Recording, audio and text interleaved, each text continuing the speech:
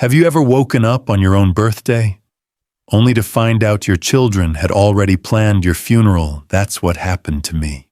On the morning I turned 77, I thought the worst thing waiting for me was another quiet day without my wife. But by nightfall, the house I built with my own hands was nothing but ashes. And the people who should have run into the flames to save me, they were the very ones hoping I'd never walk out alive. My son, my daughter, my blood. What they didn't know was that the fire didn't just destroy my home, it lit something inside me. Stay with me, because what I did next turned their perfect little plan into the lesson of a lifetime. My name is Harold Whitaker. For nearly 5 decades, I lived in a red brick house on Maple Lane just outside Burlington, Vermont. My late wife Evelyn and I built our lives there board by board, rows by rows, memory by memory. She's been gone 3 winters now, but her presence lingers in every creak of the floorboards, every bloom in the garden. That house is more than shelter. It's her voice, her laughter, the echo of a life well lived. So when my children, Calvin and Marissa, insisted on throwing me a special lunch for my birthday, I thought maybe, just maybe, we would share a little warmth again. Calvin arrived first, shoulders hunched. His jacket wrinkled, his eyes darting like a man chased by shadows. He had once dreamed of running his own restaurant.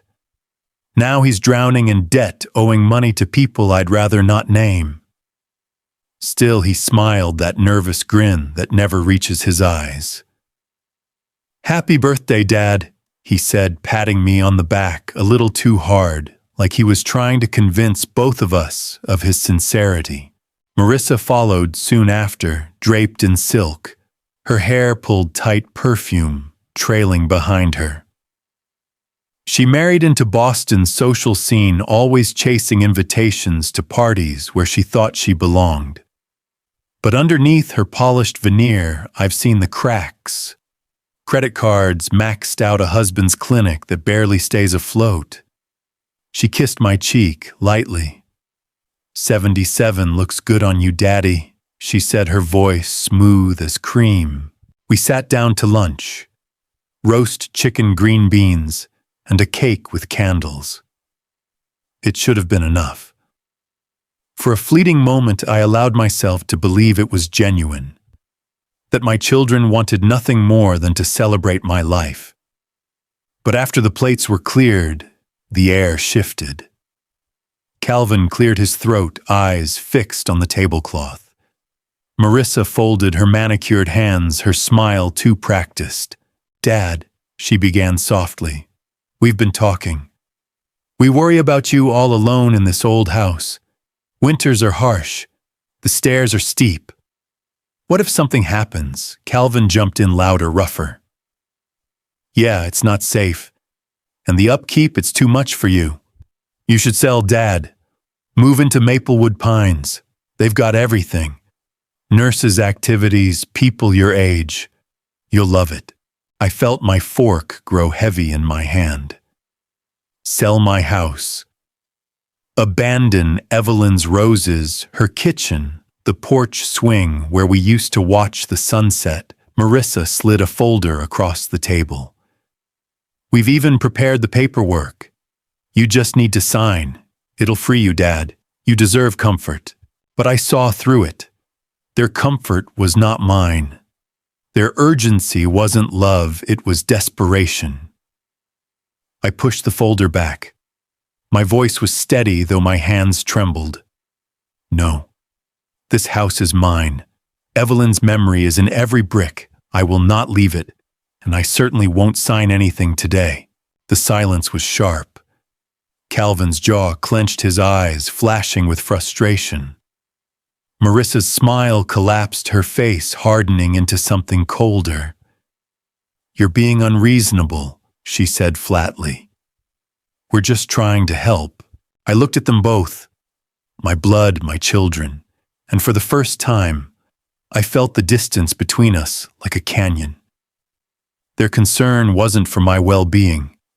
It was for what my house, my land, my savings could buy them. I blew out the candles on my cake with a steady breath. 77 years alive, and suddenly I realized the people sitting across from me were not my protectors. They were my predators. I sat there staring at the folder they had pushed across the table, the edges crisp, the pen clipped neatly inside. It wasn't an act of love. It was a transaction. Dad Calvin pressed his voice, rising. You can't live like this anymore. Do you have any idea what the property taxes are going to be this year? Do you even look at the bills? It's irresponsible. He was leaning forward now, sweat on his brow, fists clenched against the wood. Not the face of a son worried about his father's safety. No, this was the face of a man cornered by debt, seeing my house as a lifeline. Marissa reached for my hand, her touch cool, rehearsed. Daddy, listen. Maplewood Pines isn't some gloomy home. It's luxurious. Chef-prepared meals, private rooms, a spa, even a piano lounge. You'll make friends, have staff caring for you 24 hours a day. Doesn't that sound better than rattling around in this drafty old place alone? Her words were coated in sugar, but her eyes betrayed her sharp, calculating, watching for a crack in my resolve. I pulled my hand back gently. This house isn't drafty. It's warm with memories. Every brick, every rose bush outside, every scratch on the banister, I built this life with your mother. And I'll leave it only when God himself tells me my time is done. Silence thickened. Calvin's chair scraped back suddenly, the sound like a growl. You're being selfish, Dad. You think hanging on to this house proves something. All it proves is you'd rather cling to the past than help your family in the present. Help them. That was the word. Not protect myself. Not live with dignity. Help them. Marissa leaned in, her tone cooler now. We're not asking. We're telling you the truth. You can't keep this place. And if you really loved us, you'd sign and let go. It's just a house. Just a house. I laughed, then softly, shaking my head. To you, it may be just a house. To me, it's 50 years of marriage, raising children, laughter, sorrow, everything we ever were. And you sit here on my birthday and tell me to erase it.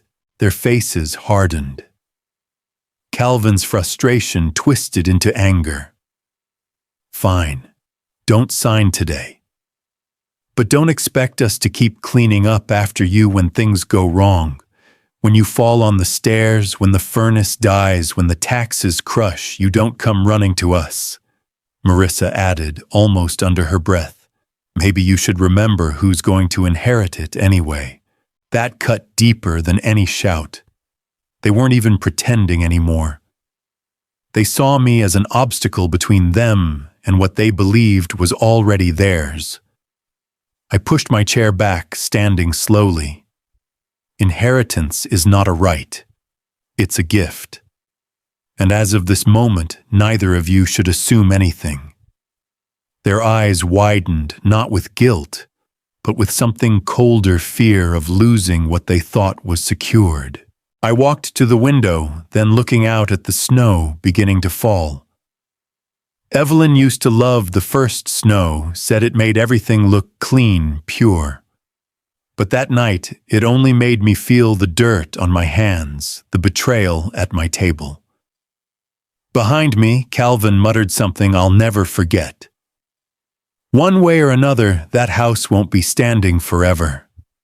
He thought I didn't hear. But I did. And a chill, deeper than winter, settled into my bones. 1 week after that birthday lunch, the snow was still clinging to the gutters, turning to gray slush on the sidewalks.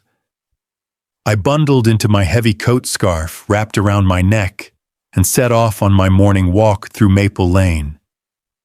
I'd walked that same route every day for years, ever since Evelyn passed. Routine steadied me. When I rounded the corner to head back home, I noticed smoke. At first, I thought it was a neighbor burning wood in their fireplace, but then I saw it thick black smoke curling into the sky coming from my street. My heart lurched. I hurried as fast as my stiff legs could carry me. And then I saw it. My house. My Evelyn's roses. The porch swing where we used to sit at dusk. Flames licked at the windows, smoke pouring out, devouring everything we had built together. God, no! I shouted, stumbling toward the yard. A fire truck roared past me, sirens blaring, lights flashing. Firefighters jumped out, shouting orders, dragging hoses, fighting the blaze that was already too far gone. Neighbors gathered in clusters, hands covering mouths, faces pale in the glow. Someone grabbed my arm, Mrs. Kearns from down the block. Harold, you weren't inside, were you? Thank the Lord. I stood frozen, helpless, watching 50 years of my life collapse in fire. The roof caved in with a horrible groan. Windows burst, spewing sparks into the night. My home was dying and I could do nothing but stand there. Later, after hours of chaos, an officer approached me. Mr. Whitaker, we think it was faulty wiring. Old homes, you know, sometimes these things happen. Faulty wiring. That was their story. But I knew better. I'd had the entire system replaced just last year, new fuse box, new lines inspected and certified. No, this wasn't an accident. It was too neat, too timely. I thought of Calvin's muttered words on my birthday. One way or another, that house won't be standing forever. The memory sent a chill down my spine, colder than the winter wind. That night, I stayed with Gerald, my neighbor across town. I barely slept. Every time I closed my eyes, I saw flames, heard wood crackling, smelled smoke in my lungs. The very next morning, Calvin and Marissa appeared. They didn't look shocked. They looked prepared. Dad, Marissa said, her voice soft, sympathetic on the surface. We're so glad you're safe. But this just proves what we've been saying. Living alone in an old house, it's dangerous. Now you don't even have a house. Calvin chimed in, his voice steadier now than it had been in months. It's time, Dad. Maplewood Pines can take you in immediately. You'll be cared for, and you'll never have to worry about things like this again. I stared at them, ash still clinging to my coat, my lungs aching from smoke. They weren't mourning. They weren't grieving the loss of my home. They were seizing their chance. Marissa reached into her purse and pulled out another folder, this one thinner. We've already spoken with the director at Pines. All we need is your signature. I looked at my children, my blood, my legacy, and for the first time, I understood something bitter. The fire had burned more than wood and plaster. It had burned away the last illusions I had about where their hearts truly were. I didn't sign. I closed the folder, pushed it back, and whispered, "Not today. Not ever." Their smiles faltered, but behind their disappointment, I caught something darker: determination. The kind of determination that would stop at nothing. The morning after the fire, I walked back to Maple Lane with Gerald at my side. The air still reeked of smoke, acrid and sharp, the kind that seeps into your clothes and your bones. What was left of my house stood blackened and skeletal beams jutting up like broken ribs. Evelyn's roses, the ones I tended even after she passed, were nothing but brittle ash. I felt hollow. It wasn't just a house. It was the place where I carried her laughter, where her hand once rested on mine during quiet evenings. Now all of it was gone, devoured in a night. Behind me, Calvin's voice cut through the silence. Dad, you can't keep living like this. You've got nothing left here. Maplewood Pines is waiting. Let's not drag this out. Marissa chimed in, gentle on the surface, sharp underneath. Think of it as a fresh start.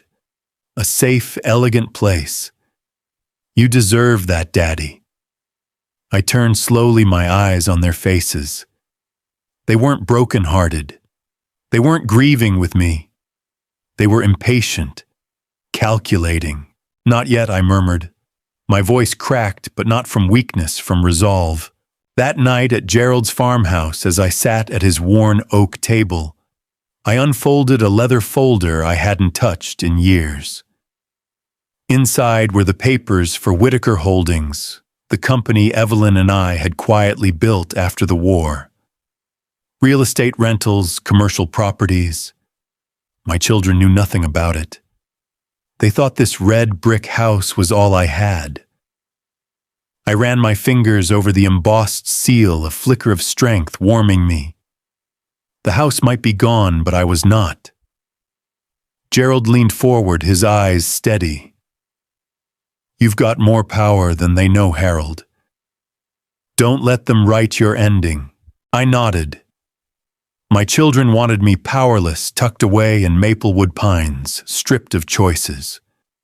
They thought the fire had cornered me. But they had forgotten I'm not a man who bends easily. Later, I called Douglas Keene, my old friend and attorney.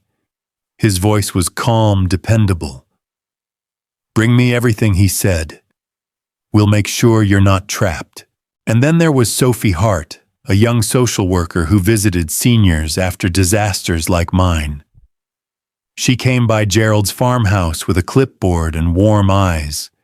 She spoke softly but with conviction. You still have rights, Mr. Whitaker. You still make your own decisions. Don't let anyone pressure you otherwise. Her words landed like a balm. For the first time since the fire, I felt seen not as a burden, not as a wallet with legs, but as a man. That night, while Gerald slept in his chair by the fire, I sat awake with the papers of Whitaker Holdings spread before me. I thought of Calvin's clenched jaw, Marissa's polished smile. I thought of Evelyn's roses, now dust, and I made a vow. They might have taken my house, but they would not take my dignity. I would not let their hunger consume the last pieces of my life. I folded the papers carefully, tucked them back into the leather folder, and whispered into the dark. You wanted me weak. You'll find me stronger than you ever imagined. The fire had burned my home to ashes, yes, but it had also sparked something inside me, a flame I hadn't felt in years.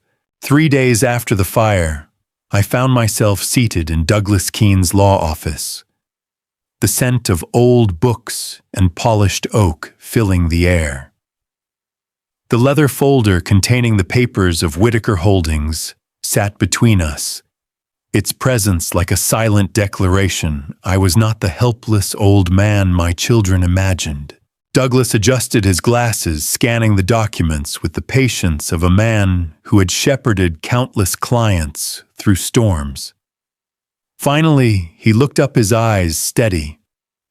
Harold, this is ironclad. You still control Whitaker Holdings outright. Every building, every lease, every cent. Calvin and Marissa don't know about any of this. I shook my head. They think all I had was the house. That's why they wanted me in Maplewood Pines, so they could control what little they believed was left. A flicker of a smile touched Douglas's lips. Then it's time they learned otherwise. Sitting beside me was Sophie Hart, the young social worker who'd visited after the fire. She leaned forward, her voice soft but firm. Mr. Whitaker, they've been pressuring you for weeks. That's not care. That's coercion. You have every right to set boundaries. Sometimes the strongest way to say no is through action. Her words lit a spark inside me. For too long I'd been trying to reason with my children, hoping to appeal to the love I thought still lived in them. But reason had no place where greed had built a home. Douglas slid 2 documents across the desk: eviction notices.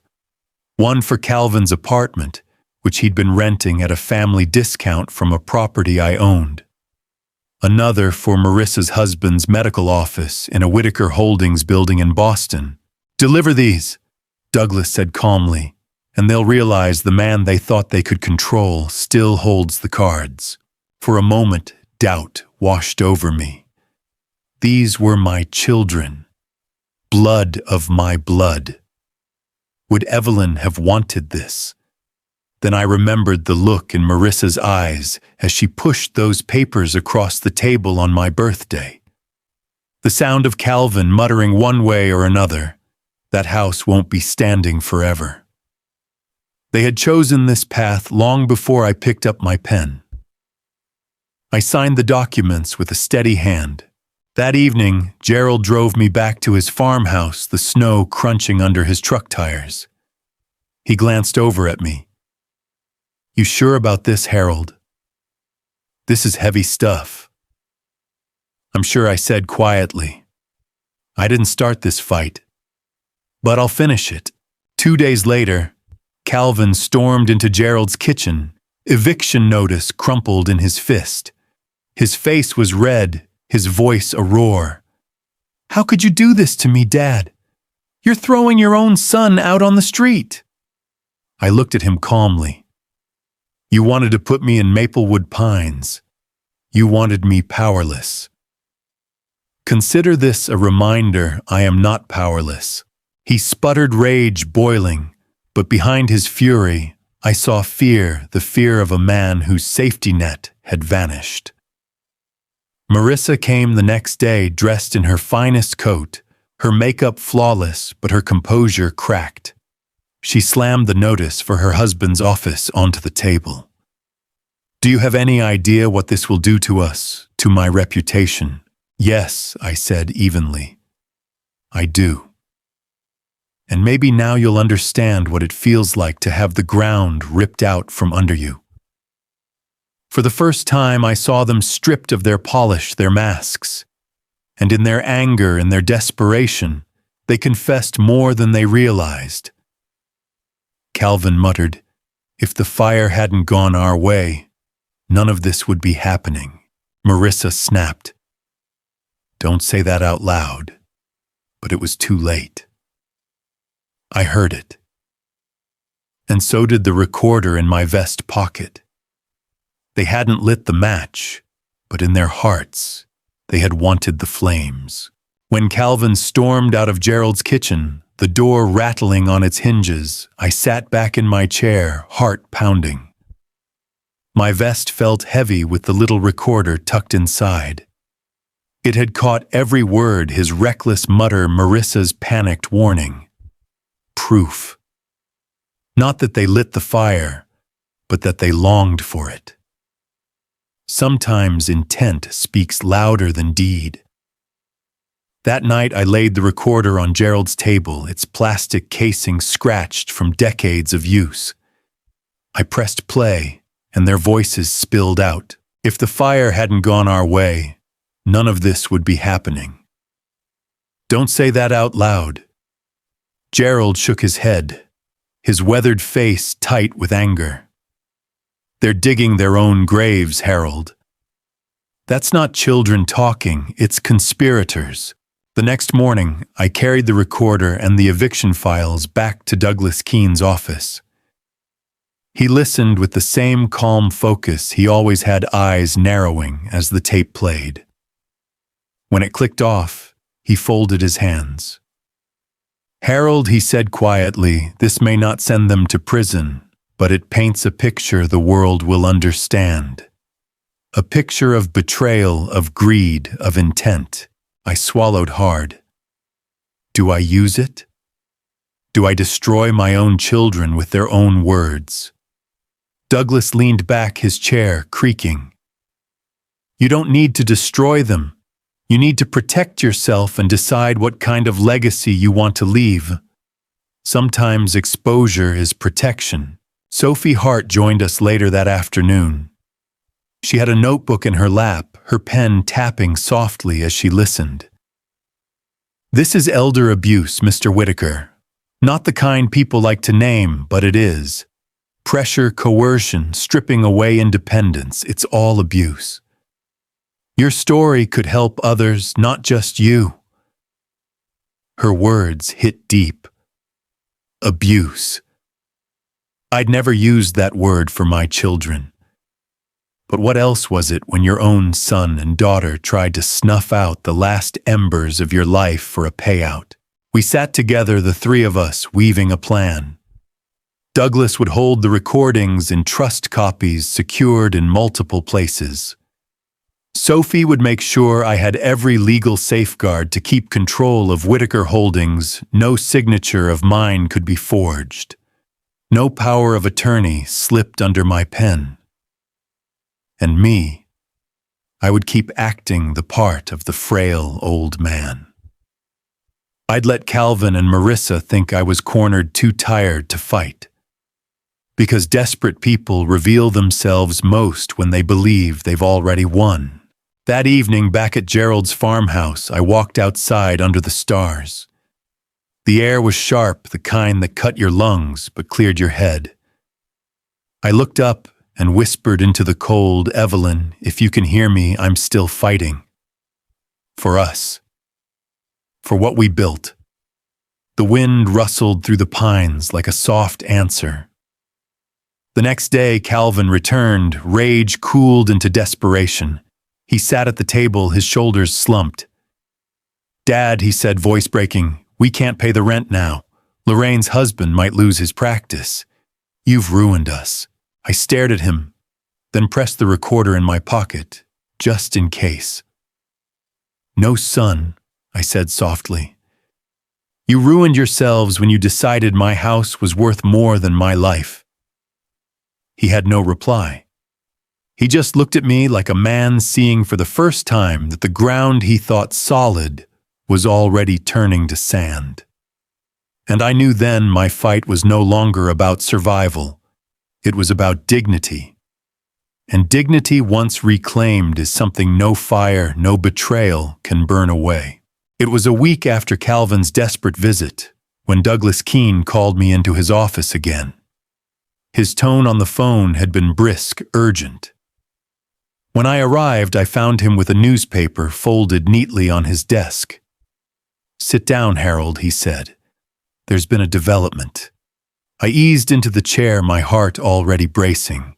He pushed the paper toward me. The headline glared in bold: local builder charged with arson, businessman sought to clear land for project. Beneath it was the mugshot of Victor Hale, the owner of a small construction company I'd known only in passing.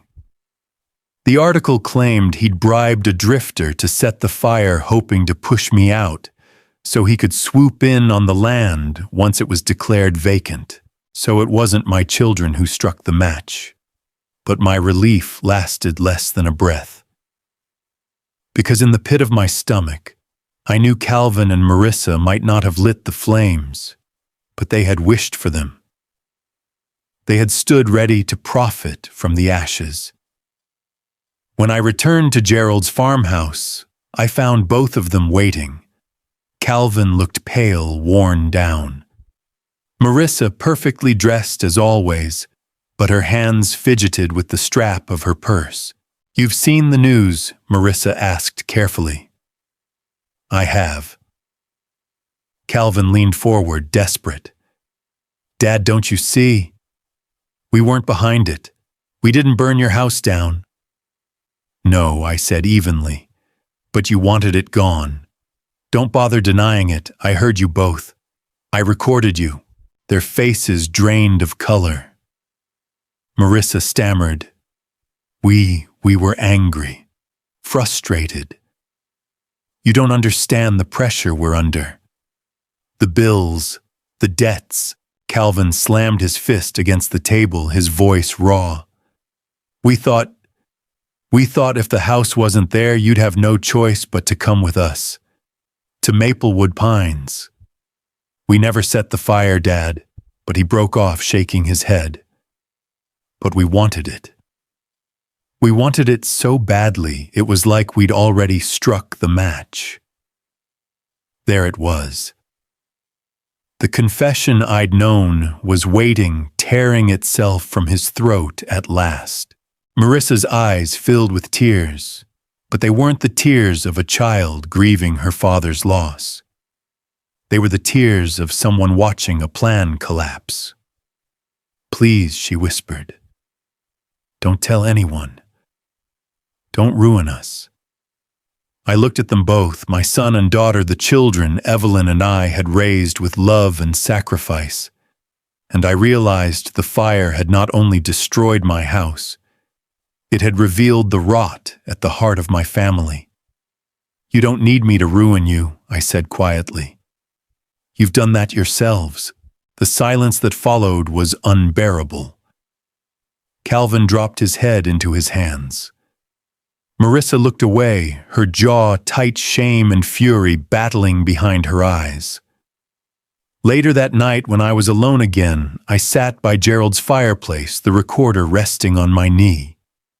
It held their words, their confession not of arson, but of intent of betrayal. Proof not for the courts, perhaps, but for my own peace of mind. I realized then that justice wouldn't come in handcuffs or trials. Justice would come when I reclaimed control over my life, when I set boundaries they could no longer cross. And I would. Because they had already burned the bridge between us. Now it was my turn to build something stronger out of reach of their flames. 2 days after Calvin and Marissa's tearful confessions, I sat once more in Douglas Keene's office. The recorder lay on his desk, a small, unremarkable box that held the weight of everything. Their voices hissed through its tiny speaker, the sound of children who had long since stopped being children. "We never set the fire, Dad, but we wanted it." Douglas stopped the tape with a soft click. His eyes met mine, steady but sorrowful. "Harold, you could take this to the police. It won't convict them of arson, but it will show intent. It could ruin them legally and socially." I folded my hands, staring at the floor. The thought of dragging my own children through a courtroom made me sick. Evelyn would never forgive me. And truth be told, I didn't want revenge. I wanted dignity. I wanted peace. "I won't put them in prison," I said finally. "But I won't let them hold me hostage either. They've shown me who they are. Now I'll show them who I am." Douglas nodded slowly. Then we changed the will. At that, Sophie Hart, seated quietly beside me, leaned forward. "Mr. Whitaker, you're drawing a line in the sand. That's powerful. But it has to be more than cutting them off. It has to show them that your love isn't for sale, and your forgiveness has conditions." Her words struck home. Forgiveness wasn't blind acceptance. It was a gate, and they would have to choose whether to walk through. So we drafted it together, a new will, airtight and unshakable. The majority of my assets, Whitaker Holdings, the rentals, the savings, would go to my granddaughter Isabel, who had never once asked me for a dime, only for time. A portion would see to community trust scholarships for local students, housing for struggling families, because Evelyn always believed wealth unshared was wasted. As for Calvin and Marissa, they would inherit nothing unless they completed a set of conditions. Not legal tricks, but moral tests. Condition 1. Both must enter counseling and complete it, documented by professionals. Condition 2. They must dedicate 2 years to verifiable community service, not glamorous board seats, but real work soup kitchens, shelters, clinics. Condition 3, they must publicly acknowledge in writing what they had done to me, not arson, but the betrayal of wishing for my ruin. Only then would they see a fraction of my estate. Otherwise, every cent would bypass them. Douglas looked over the papers and gave a firm nod. It's bold, Harold. And it's final. I felt lighter than I had in months. The fire had stolen my house, but in those ashes, I found a strange kind of clarity. That evening, back at Gerald's farmhouse, I sat by the window watching snow drift across the yard. For the first time, I wasn't haunted by the smell of smoke. Instead, I thought of Isabel, of her laughter when she visited, of the way her eyes lit up when I taught her how to plant roses the way her grandmother once had. I whispered into the glass, "This is for you, Izzy, and for Evelyn. They won't take what matters most again." The next time Calvin and Marissa came, I would not argue or plead or explain. I would simply tell them the lines have been redrawn, and this time they were no longer standing on my side of them. It was a Sunday afternoon when I asked Calvin and Marissa to meet me at Gerald's farmhouse. The snow had melted into muddy ruts, and the apple trees behind the barn stood bare their branches like old bones scratching at the sky. I chose that place on purpose, neutral ground. Not my burned-out lot, not their manicured homes, but a place where truth would echo louder than pretense. They arrived in silence, Calvin slouching out of his battered sedan, Marissa stepping carefully in her heels, as if mud was beneath her dignity. I noticed the hollows under my son's eyes, the way his jacket hung loose on his shoulders. Desperation had a smell, and it clung to him. Inside, Gerald had laid a fire in the hearth. Not the raging inferno that had swallowed my life, but a steady, controlled blaze that warmed without destroying. I took my chair by the mantel, let them sit opposite me, and waited until the silence stretched taut. Marissa broke first. "Daddy," she said, her voice cracking. "We've made mistakes, terrible ones. But you don't have to shut us out completely. We can start over. Start over." Funny how that phrase only appears when someone has already broken what can't be glued back together. I folded my hands. "You came here today because you still believe you have something to gain from me. And in a way, you're right. But not the way you think." Calvin leaned forward, his face flushed. "Dad, we're ruined. I've lost the apartment, I'm drowning in debt. Marissa's clinic deal fell through. We can't recover without help. We're your children. You're supposed to help us." I let the words hang. Once those pleas would have pierced me. Once I would have opened my wallet, made excuses, told myself that sacrifice was love. But now I heard them for what they were, shackles disguised as loyalty. "Do you know what Evelyn used to say?" I asked quietly. She said, "Love without boundaries is not love at all. It's surrender. And I won't surrender anymore." I slid a folder across the table. Douglas had prepared copies of the new will. Their eyes darted to the papers like vultures spotting carrion. Marissa's hands trembled as she read. You're leaving everything to Isabel, 2 charities." "Not everything," I corrected. "There is a path for you, but it isn't easy and it isn't quick. It requires counseling service and honesty. Not just words whispered in shame, but truth shouted in daylight." Calvin shoved the folder back toward me, his jaw tight. "You're humiliating us, forcing us to crawl." "No," I said evenly. "I'm offering you the chance to stand.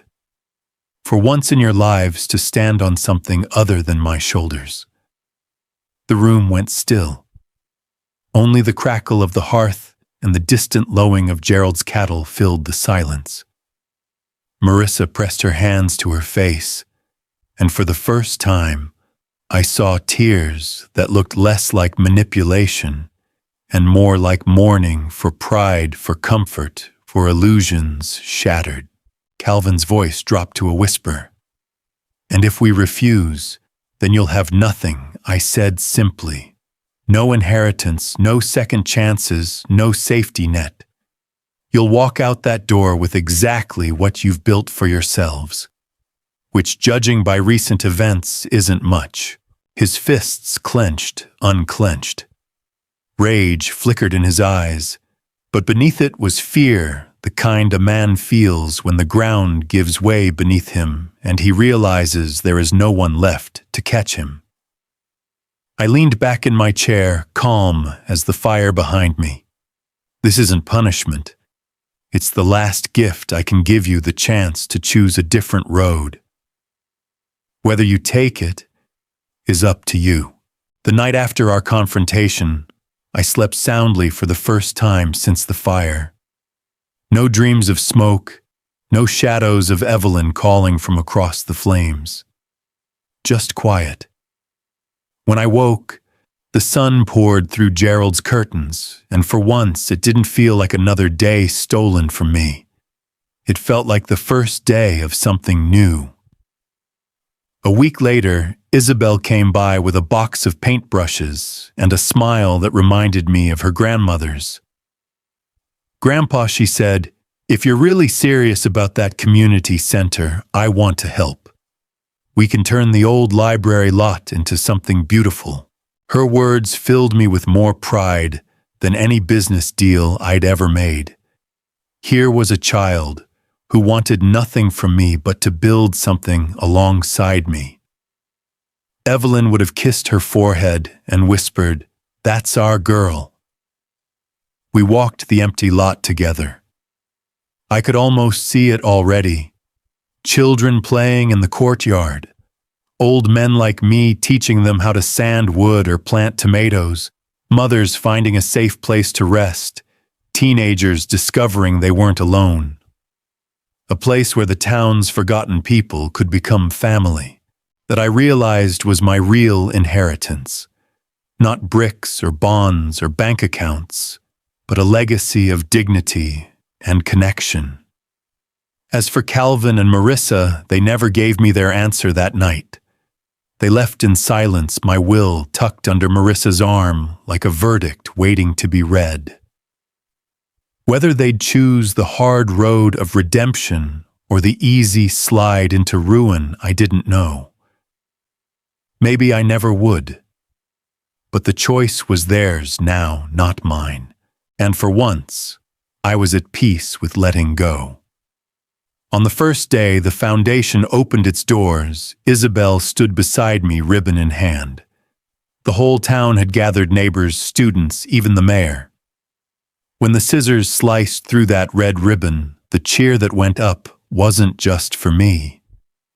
It was for every elder who had been told they were a burden, every child who had been told they didn't belong, every soul who'd been left behind. I looked at Isabel, her eyes bright with hope, and I thought of Evelyn. "We did it," I whispered. "Not I. We." Because dignity isn't a solitary thing. It's something you claim for yourself, yes, but also something you pass on. If you're listening to this, maybe you've known betrayal too. Maybe your own family forgot who you were or treated your years of sacrifice like scraps to be brushed aside. I want to tell you this. It's never too late to draw the line, to take back your story, to leave behind something truer than resentment. At 77, I thought my life was over, reduced to ashes along with my house. But here I stand, proving that even in the autumn of life, you can plant seeds that outlive you. So let me ask you, what legacy will you choose to leave? This is Brian's story. If my journey touched you, leave a comment telling me where you're listening from.